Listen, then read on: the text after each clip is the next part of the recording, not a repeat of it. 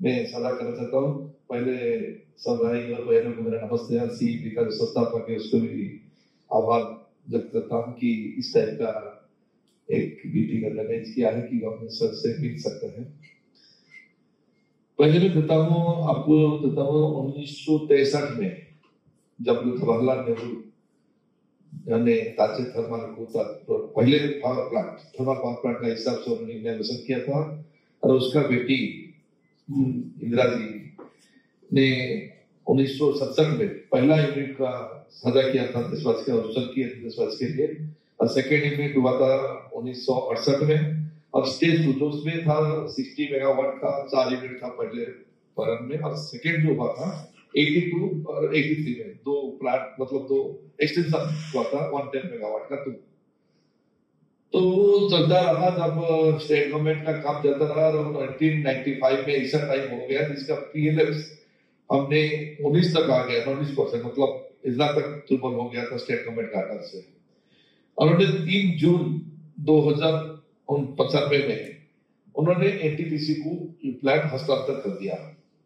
और उसी टाइम में भी जो हमारा प्लांट था, जो एरिया था, जो मार्केट प्राइस था, जो जिसका एरिया का हिसाब से 350 करोड़ ओनली लैंड का एरिया था, उसको NTPC को हैंडओवर कर दिया उतना ही में, प्लांट को छोड़ दीजिए जो भी है। और NTPC आने के बाद बहुत सुधारा है, और ऐसा भी नहीं है 2001 से 2021 का बीच जो बहुत हुआ उसका बीच में ऑल इंडिया स्तर में 6 बार 100% PLF पे काम किया है NTPC ने, और वो आने के बाद बहुत एरिया डेवलप हुआ है, लोकल पेरिफेरियल डेवलपमेंट बहुत हुआ है, और लोकल जो लेबर हो या जो लोकल जो मार्केटिंग है, लोकल का जो लोग है वो बहुत बेहतरीन से जी रहे थे। और जो उसका क्लोजर का ऊपर हमने आज डिबेट बना रहे हैं, क्या डिस्कशन कर रहे हैं, वो 2019 में हमको थोड़ा बहुत पता चल गया था कि ये प्लांट अभी बंद होने का कतार में है। जैसे आप बोल रहे हैं कि कोटा का प्लांट अभी बंद होने का 2 साल से सुन रहे हैं, उसी हिसाब से हम भी सुन के आया। GM साहब थे वो उसको हमको बताया था, और 2019 से हमने प्रयास स्टार्ट कर दिया था लेबर को लेके। लेकिन उसी टाइम हमने भी जाके मतलब ऐसा नहीं है कि हमें वहां पे जागृति अभियान किया था, हमने भुवनेश्वर जो कैपिटल है उड़ीसा का, वहीं पे जाके भी हमने जाके डेमोन्स्ट्रेशन किया था कि वो प्लांट जारी रखे। और ये जारी रखने का मतलब क्या था, हमारा 2014 में एक टेंडर हुआ था NTPC में, मतलब प्लांट एक्सटेंशन करने के लिए, और BHEL को भी वर्कर मिल गया था एक 660 का 2 यूनिट आने के लिए। तो हमारा सोच ये था ये प्लांट रहते हुए वो 2 यूनिट आ जाए, तो उसमें क्या फायदा होगा, रनिंग प्लांट का जो वर्कर्स है उसमें एंगेज हो जाए और आगे डेवलप हो जाए, और हमारा लेबर में कोई छटाई बटाई नहीं होगा। इसी का वजह से हमने उसी तरह से फाइंडिंग किया कि वो टेंडर इंप्लीमेंट करके काम स्टार्ट किया जाए। लेकिन NTPC का सोच क्या हो सकता है, सेंट्रल गवर्नमेंट का सोच क्या हो सकता है, हमको पता नहीं था। फिर भी हमने थोड़ा बहुत आंदोलन स्टार्ट किया, लोगों को जागरूक करना स्टार्ट किया 2019 से। और क्या है कि जब खुद का पढ़ते नहीं है, कोई बिलीव नहीं करते। 2020 हो गया, 2021 आ गया, तो तब तक पता नहीं था कि ये प्लांट बंद हो रहा है बोल के। लेकिन इसी बीच हमने छोड़ा नहीं था, हमने पीछे पड़ा था गवर्नमेंट, सेंट्रल गवर्नमेंट का मतलब जो अंदर से अंदर बाजार में बंद हो रहा था इस मैटर में, तो किस बेस को लेके उन्होंने बंद करने का सोच रहे हैं। तो हमने जाने पहचान अच्छे रिलेशनशिप है बड़ा बड़ा अफसर का साथ, तो हमने वो इंटरनल हम ऑफिशियल नहीं बता पा रहे थे, लेकिन इंटरनल बोल रहे थे कि ये बंद हो जाएगा, कुछ करो। कि उसी हिसाब से हमने सेंट्रल गवर्नमेंट को या पॉल्यूशन बोर्ड को, स्टेट पॉल्यूशन बोर्ड को जाके मिला। उन्होंने एक ही मुद्दा रखा था कि 50 साल हो गया था, क्योंकि 67 से जब इनॉग्रेशन हुआ था उसके बाद 50 साल हुआ था, और जब 83 में होता 38 ईयर्स हुआ था। तो जब 50 साल हो गया, प्लांट बंद होने का सुनिश्चित है। लेकिन प्लांट बंद होने के लिए हमने ये नहीं किया था, हमारा ये विचार था कि प्लांट रहते हुए दूसरा यूनिट आ जाए, जो 2014 में टेंडरिंग हुआ था। हमारा सोच वो था, वो प्लांट को लागू कीजिए, क्योंकि हमारे वर्कर्स और पेरिफेरियल कोई हैम्पर ना हो। तो उसी बेसिस पे हमने जारी रखा। और ऐसा भी टाइम आ गया कि जैसे हमारे भाई बोल रहे थे कि लेबर को पता चल गया था कि मेंटेनेंस नहीं हो रहा है, और मेंटेनेंस ना होने का कारण ये है कि उन्होंने जर्जर देखा है, कहीं पे टूट गया, थोड़ा सा पुराना हो गया है, कहीं पे छत थोड़ा सा पानी गिर रहा है, वो रिपेयरिंग नहीं हो रहा था। क्योंकि उसको फोटो में देखना है, गवर्नमेंट को दिखाना है कि वो गिर सकता है, सेफ्टी का चीज आ सकता है, तो उसी बेसिस पे वो रिपेयर नहीं कर रहा था, इंटेंस था। तो ये सब हमको पता चलता था, हम भी इसका फोटोग्राफी रखते थे, कितना दिन से मेंटेनेंस नहीं कर रहे हैं, ये चीज भी हमने नोट आउट करके रखते थे ऑफिशियली। ऐसा भी नहीं था कि जो कंप्लेन आता था, क्योंकि हर डिपार्टमेंट अपना सेल्फ देखता है, जो सिविल डिपार्टमेंट वो कंसर्न अथॉरिटी को ऑफिशियली मेल देते थे कि ये यहाँ पे प्रॉब्लम आ रहा है, पानी गिर रहा है। ये चीज भी हम इंटरनल पेपर सब डिग्री करके रखता था कि आगे हमको काम दे, मतलब काम में आएगा, और काम भी आया। और 2021 फरवरी 22 तारीख को उन्होंने अचानक एक लेटर लिखा कि ये प्लांट बंद हो रहा है 31 तक, मतलब 1 महीने के बाद बंद हो जाएगा। ऑफिशियली नहीं किया था, मतलब ऑफिशियली है कि मतलब जानकारी दिए थे, मतलब भरवाली जानकारी दिए थे। तो हमको पता चल गया था किसी कारण वो बंद कर रहा है। वो पॉल्यूशन का ऊपर दोष आपको कर रहे थे कि हमको पॉल्यूशन अथॉरिटी नहीं दे रहे थे, पॉल्यूशन हमको परमिशन नहीं दे रहा कि 50 साल पुराना प्लांट हो गया बोल के। तो उसी बीच में क्या था कि 2018 और 19 में कोविड था, 2019 में जो कोविड था, सेंट्रल गवर्नमेंट का एक नोटिफिकेशन आया था 8 प्लांट को, एनटीपीसी का 8 प्लांट को, जिसमें क्या है कि उसका जो ईएसपी होता है, तो प्लांट में काम कर रहे हैं, ईएसपी में जो धुआं निकलता है,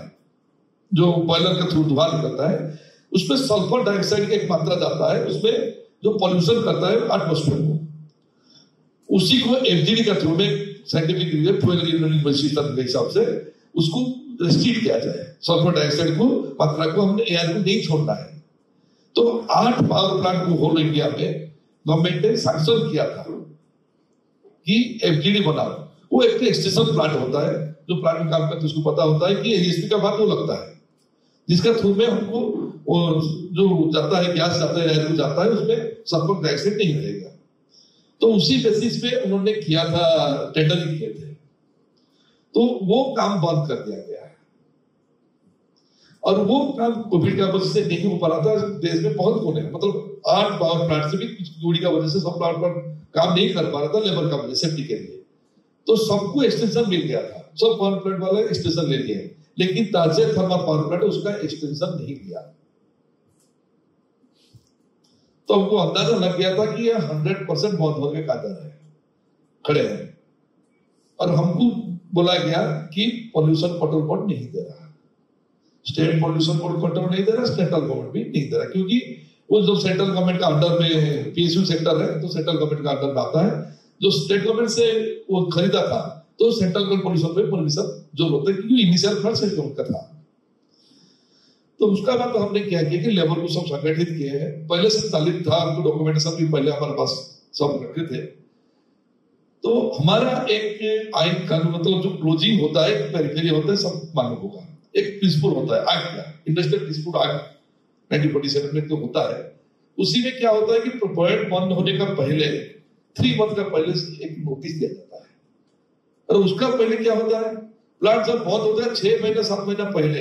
उन्होंने सेंट्रल लेबर सेक्रेटरी जो होता है, उससे परमिशन लेना पड़ता है। लेबर सेक्रेटरी उसका परमिशन देता है कि नहीं, ये अभी क्लोज होने का कतार में है, क्लोज हो जाएगा। और वो परमिशन लेने के बाद 3 महीने का पहले लेबर को, हर लेबर को, ऐसा नहीं है संगठित हिसाब से डिक्लेयर करके, ऐसा नहीं है, हर लेबर का पास जो कॉन्ट्रैक्चुअल लेबर है सबका पास चिट्ठी आना है, और ये डेट में 3 महीने के बाद ये डेट में आपका प्लांट क्लोज हो जाएगा। वो देने का मतलब ये है कि आगे 3 महीने के बाद लेबर तो बैठेगा नहीं, वो 3 महीने तक कहीं दूसरा नौकरी ढूंढने के लिए कोशिश करेगा। तो वहां पे क्या है कि बदल पहले हमारा दिल्ली में बंद हो गया था, वो एनटीपीसी का प्लांट था, तो वहां पे एक ऑफिसर था सबराव, टाइटल राव है, वो तुरंत वहां घोषित हो गया बंद करने के लिए, क्योंकि उसको हमने क्लोजर ईडी थे,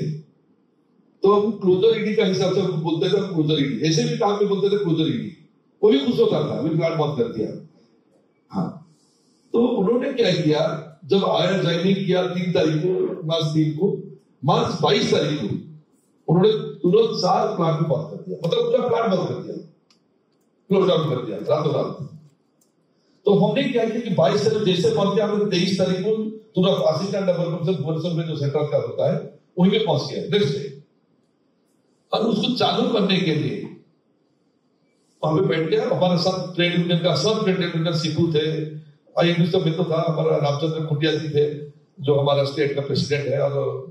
नेशनल वाइस प्रेसिडेंट भी है इंटर का, वो भी थे, और 8-9 ट्रेड यूनियन एक्सेप्ट बीएमएस वो हमारे साथ थे। तो हमने जाके बैठे, वहां पे बैठे और डिस्कशन किया, और असिस्टेंट लेवल कमीशन ये जो पैराफिनिया होना था वो हुआ नहीं था, क्लोजर का एप्लीकेशन नहीं किया था, इसी तरह से प्लांट को चालू करने के लिए अनुमति दे दी कि तुरंत प्लांट चालू करो।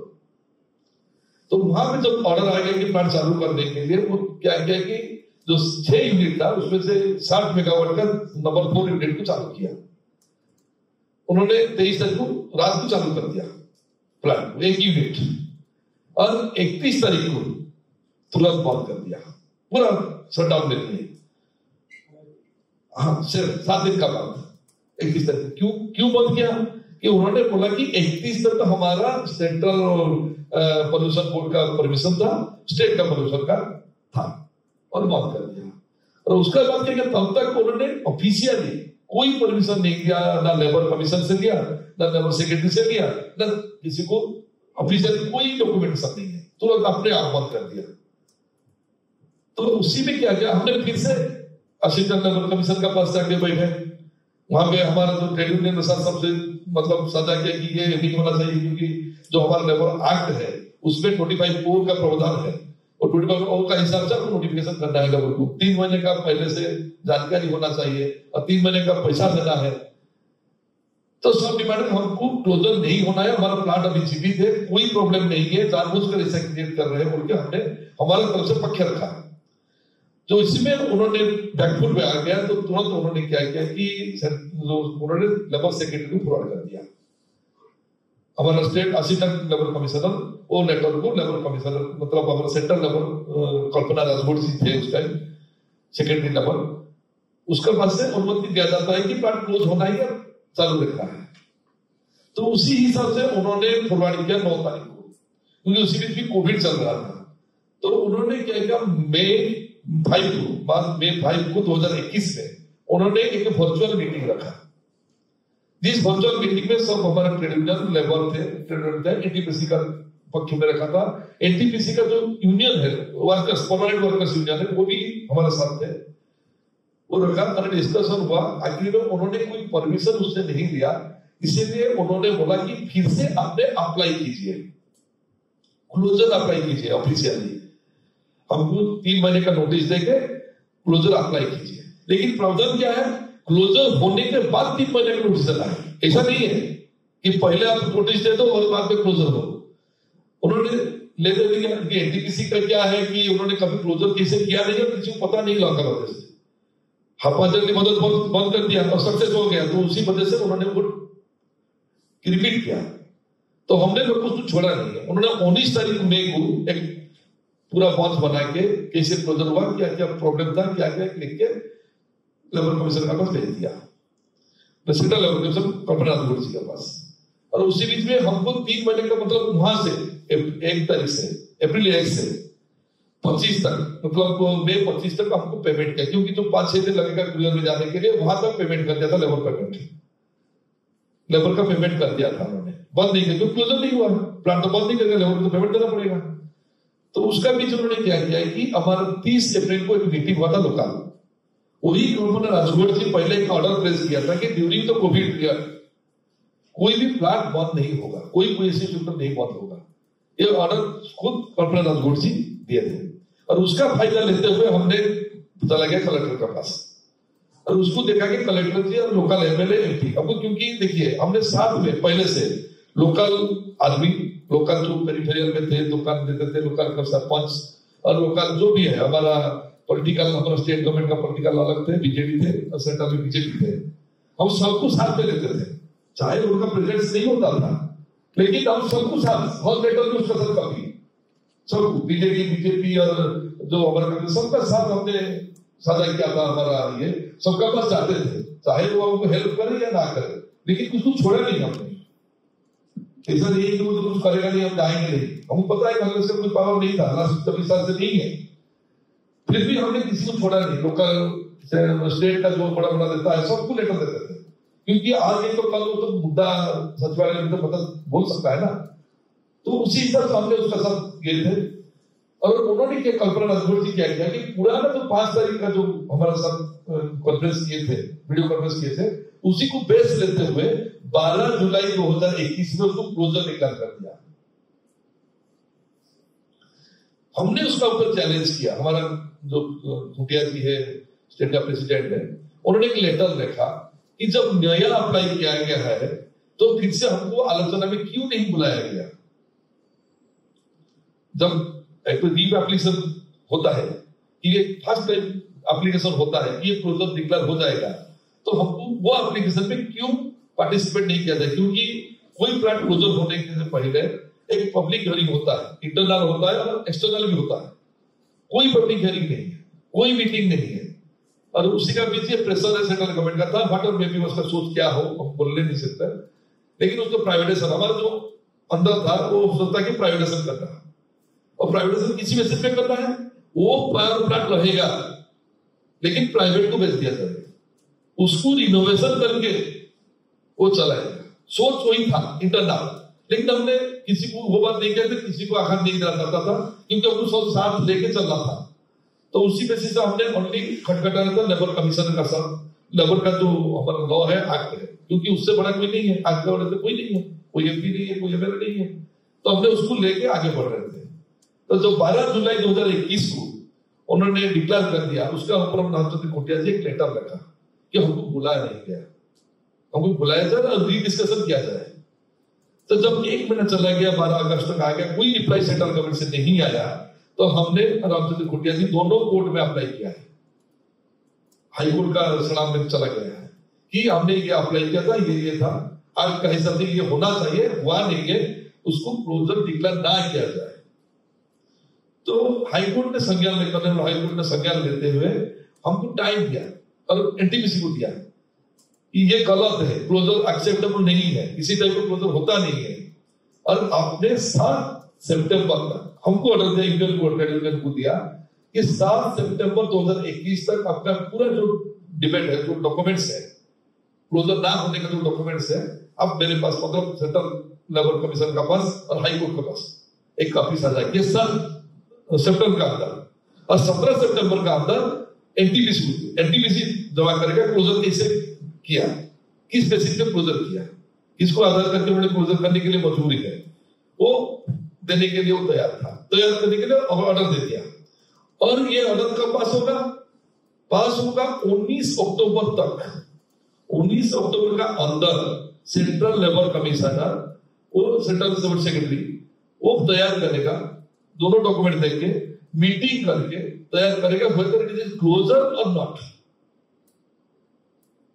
तो उसी तक देखिए 1 तारीख को बंद, 31 तारीख को बंद कर दिया,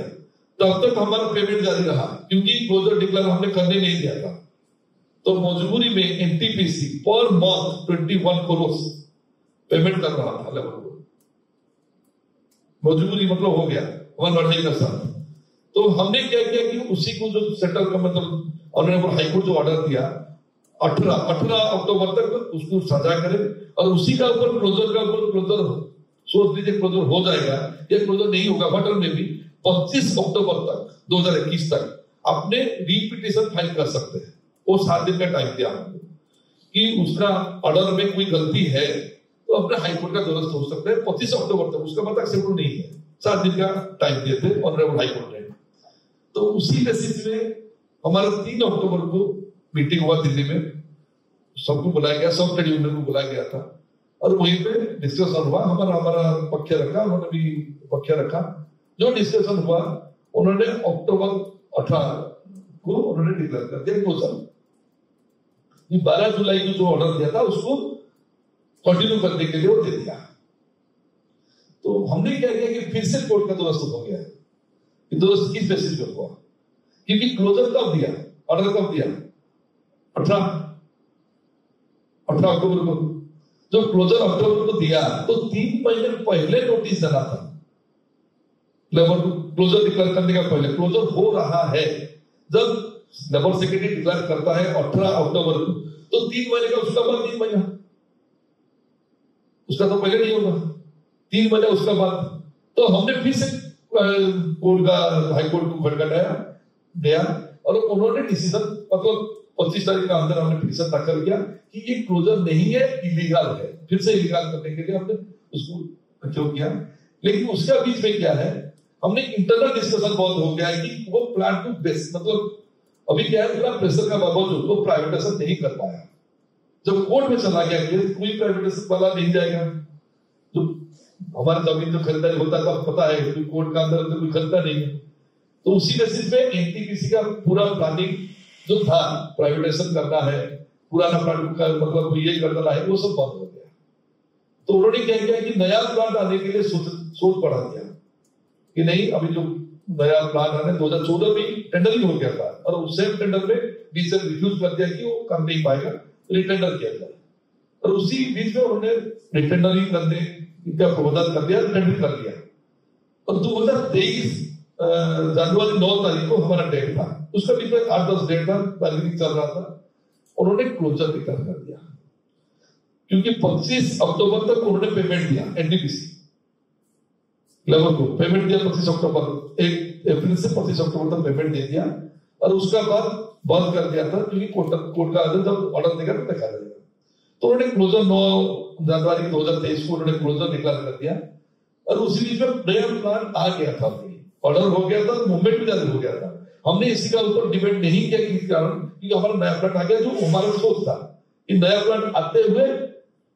वो बंद हो जाए, कोई प्रॉब्लम नहीं है क्योंकि हमारे लेबर का कोई प्रॉब्लम ना हो। फिर भी बंद हुआ तो वो 2 साल 1.5 साल, अक्टूबर के बाद तो तनख्वाह बंद हो गया, कोर्ट का आदेश से चला गया था। तो उसी बीच में लेबर क्या प्रॉब्लम फेस किया, आप बिलीव नहीं करेंगे। देखिए हमारे साहब देखा रहते कि डीएवी स्कूल था, हमारा सोच ये था कि डीएवी स्कूल एनटीपीसी का पेरिफेरियल पर सब चलता है तो वो बंद हो जाएगा। जो लोकल वाटर सप्लाई है वो एनटीपीसी देता था पानी, वो भी बंद हो जाएगा। लेकिन हमारा जो उचित जारी था वो भी पॉइंट उसका साथ था कि छोटे छोटे जो एजुकेशन लेवल पे है, जो एजुकेशन कर रहा है उसका ऊपर हैम्पर होगा, लोकल प्रॉब्लम हो जाएगा, जिसके लिए गवर्नमेंट को भी सोचना पड़ता था कि ये बंद कर नहीं पाता था, मजबूरी हो गया एनटीपीसी को कि बंद नहीं कर पाएगा। तो जो हमारा लड़ाई था लेबर को लेके, ये सोच में लड़ाई था कि हमारा पेरिफेरियल में कोई हैम्पर ना हो, जो चल रहा है उस ढंग से चलो। और हमने भी देखे हैं जो 1.5 साल बंद हो गया है उसमें लेबर का क्या इफेक्ट पड़ा। जो लड़का शादी करने का था, हकीकत में है, उसको बेटी का घर से मना कर दिया गया, उसका नौकरी चला गया, बेटी नहीं रह गया, जो भी है मेंटेनेंस में हो, कॉन्ट्रैक्चुअल वर्कर हो, जो भी है। ऐसे भी है जो बात जो 55 साल का है, उसका जो बेटी है उसका शादी भी बंद हो गया है क्योंकि बैंक लोन देना बंद कर दिया। और इसी पीरियड में जो लेबर था वो जितना ईपीएफ जमा किए थे वो भी खर्चा कर दिया। और ऐसा खतर आ गया कि पढ़ाई करने के लिए घर जाना पड़ा, मतलब जो 20 साल से काम कर रहे थे, 25 साल से काम कर रहे थे, जो वहां पे लोकेलिटी बन के रह गए थे, उन्होंने उसको छोड़ के गांव जाना पड़ा। इसका हालत ऐसा हो गया था। तो हमने क्या किया था, एजुकेशन में कैसे हैम्पर नहीं होगा, इसीलिए उसका जो पेमेंट हो ये जो है वो एनटीपीसी को छोड़ के रखा था। और एनटीपीसी भी बेकायदा बना था क्योंकि जो कोर्ट में ऑर्डर हुआ था, जो 9 तारीख को ऑर्डर निकला था, उसी में वो प्रावधान के कोई लोकल पेरिफेरियल में, पानी में हो, एजुकेशन में कोई हैम्पर ना हो। और लेबर को नया प्लांट में पहले ही प्रावधान देकर रखा है। हमारे जो 1440 लेबर थे उसमें से 879 लेबर छठे ही हो गए थे, निकल गए थे, उसी को पहले प्रायोरिटी देके उन्होंने एनटीपीसी का रखा है। और ये जो हमने बनाया था, मतलब जो 1.5 साल 2 साल से हमने जो प्रायोरिटी जारी रखा था कि उसको कैसे आगे बढ़ाना है, क्या करना है, तो उसमें भी हमारा लेबर हमारा साथ दिए थे क्योंकि वो संभव नहीं होगा तो नहीं होगा। और सब पॉलिटिकल लोगों को हमने साथ में लेके चलता था, कोई भी पॉलिटिकल ऐसा नहीं है कि किसी को छोड़ा नहीं है। हमको पता था क्योंकि हमारे जो एजुकेशन मिनिस्टर धर्मेंद्र प्रधान है वही का नेटिव प्लस ओनली 8 किलोमीटर है हमारा जो प्लांट है, और मेरा घर 1 किलोमीटर है डिस्टेंस वहीं से, नेटिव प्लेस है, उसका घर 8 किलोमीटर है। तो हम उसको भी लेते थे क्योंकि चाहे वो विपक्ष करे, विरोध करे, जो भी करे, लेकिन ऐसा नहीं है कोई ऑफिशियली उन्होंने ऑफिशियल विरोध नहीं किया, उसका भी साझा किया, उसका सिर्फ लेटर बैठ के लिए आए सर आप प्लांट चालू करने के लिए लेटर दो। तो सबको साथ लेते हुए करना पड़ेगा और उसी कोशिश को हमने कोई चाहे प्रॉब्लम थोड़ा बहुत हुआ है, क्योंकि होगा जब एक प्लांट बहुत हो जाएगा तो फिर जितना मार्केटिंग है, लेबर है, सब ऑफिशियल जो डायरेक्ट परमानेंट लेबर को भी इफेक्ट है, ऐसा नहीं कि वो भी इफेक्ट नहीं होगा, उसका ट्रांसफर हो गया। जो बाहर मतलब परमानेंट लेबर था उसका बहुत ट्रांसफर हो गया, कुछ लेबर बचा था, मतलब इससे बहुत प्रॉब्लम हुआ था जो प्रैक्टिकल झेले हैं हम लोग। तो इसी के लिए मैं आपको सब आग्रह करता हूं कि कोई प्लांट बंद होने का कारण पहले 2 साल 4 साल 5 साल गवर्नमेंट को टाइम चाहिए, नया प्लांट आने के लिए सोचिए कैसे होगा, तरीका तो उसके पास है, अब तो साइंस बहुत डेवलप कर गया है कि हमने जो कोटा में अभी फ्लावर प्लांट है जिसका वजह से हमने बैठा है कि वो भी बंद होने का 2030 तक बंद हो जाएगा, कगार पे खड़ा है। तो हमारा बोलने का मतलब ये है कि उसी को कैसे रिहाबिलिट कर दिया जाए, क्योंकि वो भी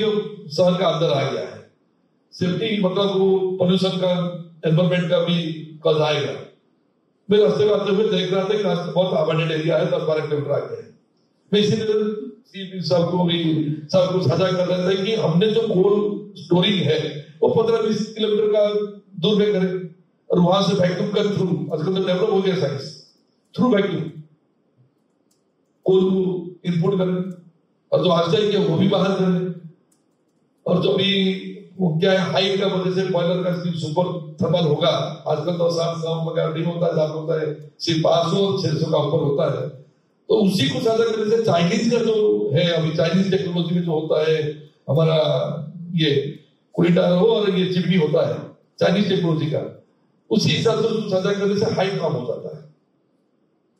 तो 100 मीटर का अंदर आता है। और उसी को हमने क्या किया कि हमने जागृति फैलाना है, लेबर का सब साझा करना है, आगे क्या होगा, हमारा नया पीढ़ी का क्या होगा, हम 2 साल के बाद क्या करेंगे। ऐसा नहीं है, बहुत वर्कर्स लोकल होते हैं जो बाहर जाके काम करने का पॉसिबल नहीं है, पिताजी माताजी है फैमिली है, और बाहर का जो तनख्वाह साहब बोल रहे हैं कि यहाँ पे बहुत तनख्वाह कम है, इतना कम तनख्वाह में बाहर जाके काम करना पॉसिबल नहीं है। तो हमारा जो रहेगा रिक्वेस्ट रहेगा, हमारा जो डिस्कशन का मुद्दा रहेगा, ये प्लांट रहते हुए हमारा भी वही डिमांड था हुई, देखिए वही अभी नया प्लांट हो रहा है, हमने अपनी स्टेट गवर्नमेंट से खरीद रहे हैं पावर, वो रहते हुए ये प्लांट आ जाता तो कोई लेबर का प्रॉब्लम नहीं होता, कोई लोकल का प्रॉब्लम नहीं होता, लोकल जितना दुकान बड़ी बंद हो गया, मतलब मार्केटिंग बंद हो गया, इसमें प्रोविजन है वो नहीं हो सकता था। तो हमारा ये प्लांट रहते हुए नया प्लांट आता है, चाहे 2-3 यूनिट बंद कर दिए जाए कोई प्रॉब्लम नहीं है, लेकिन लेबर का कोई यहाँ पर नहीं होगा, नया प्लांट आ जाएगा तो वही से कंस्ट्रक्शन पावर लेके काम कर सकता था, जो भी खरीद रहा है एटीपीसी टीटीपीएस खरीद रहा है स्टेट गवर्नमेंट से पावर खरीदा है कि उसको कंस्ट्रक्शन पावर चाहिए।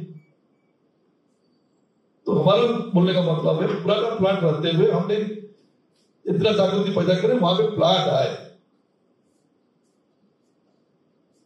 क्योंकि आगे झेलना नहीं है, हर आदमी झेलेगा। तो मेरा बोलने का मतलब ये है, रिक्वेस्ट भी है, हम लेबर को पहले से जागृति करें, पेरिफेरल लोग को साथ में ले, क्योंकि उसमें बहुत कुछ यहाँ पर होता है, और हर आदमी को साथ लेते हुए लड़ाई जारी करना है। और आखिरी में मैं सीईपी का संस्थापक जुड़े हुए सदस्य को धन्यवाद अर्पण करता हूं, क्योंकि आगे ये मुद्दा पर तक ले और ये मुद्दा को जारी रखे, हैमर करे, ऐसा नहीं है। और डॉक्यूमेंटरी एविडेंस का साथ जैसे वो लोग जाते हैं, आप लोग जाते हैं, उसी हिसाब से जाए, बेस ढूंढे, वहां एनवायरमेंट के साथ ऑफिसर के साथ खुद का सलाह करे, किस बेसिस पे आगे जा सकता है, क्योंकि उससे भी पता होता है कि हमको क्या करना है। ऐसा नहीं है हर आदमी खराब है, पर्सनल भी मिली, मैं तो बहुत पर्सनल मिला, दिल्ली आके घुमा, 4 से ही मिला मेरे को पहले एनवायरमेंट में देने के लिए, 8 दिन 10 दिन कंटिन्यूस घुमा था। उसके बाद आदमी मिला था क्यों घूम रहे, हमको दिल्ली देख रहे क्या कर रहे आप, तो वही लोग से भी इनपुट मिला कि एक दिन से अप्लाई नहीं किया था, और जो अप्लाई किया था किस बेसिस पे, बंद करने के लिए अप्लाई किया था, खुलने के लिए नहीं, मतलब जारी रखने के लिए नहीं। तो हमारा सब हम लेवल को लेते हुए जाएंगे, आगे भी जो भी है एक मुद्दा में होना है, भटकना नहीं है, भटकाने के लिए बहुत लोग मिलेंगे, इसीलिए मैं जी को धन्यवाद अर्पण करता हूँ और मेरे को यहाँ पे बुलाने का भी धन्यवाद अर्पण करता हूँ। Thank you.